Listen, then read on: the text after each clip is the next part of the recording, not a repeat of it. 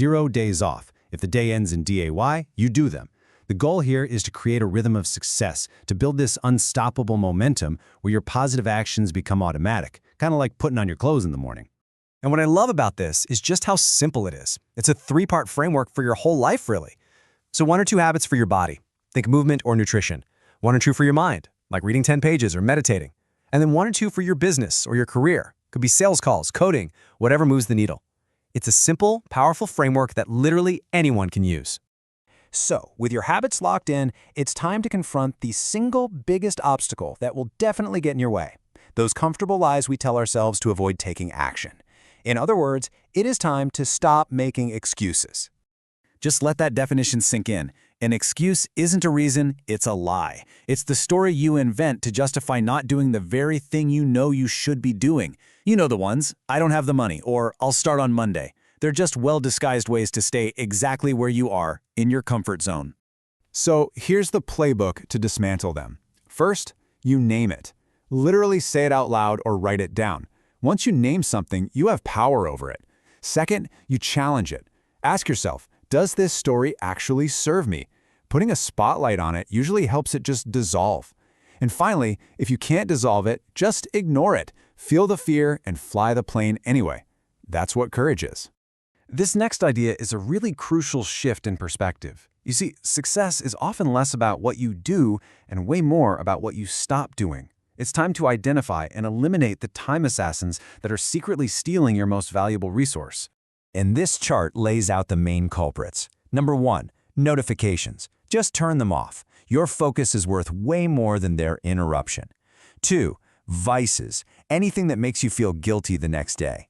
3, energy vampires. You know, those people who consistently leave you feeling drained after you talk to them. 4, late nights. As the saying goes, nothing great happens after 9 p.m. And 5, saying yes way too often. You have to learn to protect your time by saying no. And this brings us to our final section. Once you've cleared out all the clutter and you're executing daily, the game totally shifts. It's no longer just about action. It's about creating a positive feedback loop that makes success almost automatic. This is how you build truly unstoppable momentum. Now, think about this. Most of us, we achieve these little things and we just move on to the next task. But the argument here is that celebrating these small victories is psychologically critical. And why is that? Because every single time you acknowledge a small win, you are casting a vote for a new identity. You are literally building belief in yourself, one small win at a time. And here's the flywheel effect in action. You celebrate a win, which builds belief, which then shapes your identity. And it's your identity that drives your actions automatically. There's a great example of this. You don't have to convince yourself not to smoke if your identity is a non-smoker. The decision is just already made for you. So how do you put this into action? 3 really simple steps. First, track your progress. What gets measured gets managed. Second, consciously stop and identify the win. Acknowledge it. Don't just blow past it. And third, share it. Sharing creates accountability, and maybe more importantly, it can inspire others. And this brings us to the final, and maybe the single most important piece of advice. Start today, right now. This quote says it all. Imperfect action today beats a perfect plan for tomorrow. A plane uses most of its fuel just during takeoff.